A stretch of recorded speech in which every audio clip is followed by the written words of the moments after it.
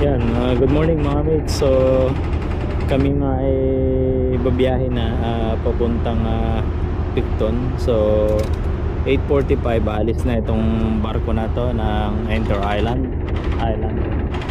So pakita ko lang sa inyo itong mga orange na to. Ito yung mga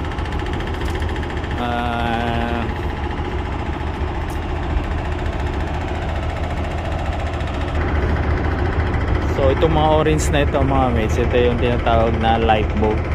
Yan, malalaki na yan.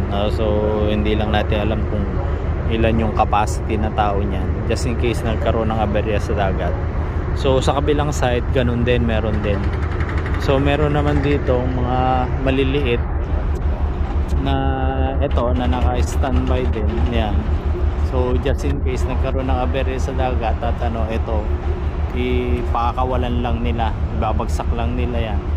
Yan, babagsak lang nila yan. At doon sa kabila meron din na yun nandun. So yun yung mga lifeboat nila na ginagamit just in case na nagkaroon ng aberya sa dagat. So napakalaki ng barko na to. Ayan o, laki.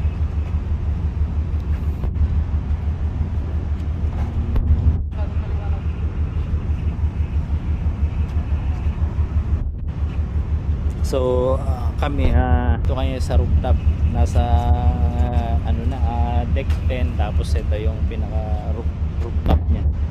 Kitang kita dito yung mga cruise ship na naka-standby. Yan yung dalawang cruise ship na yan na tumigil dito. Yan nakaantabay sila.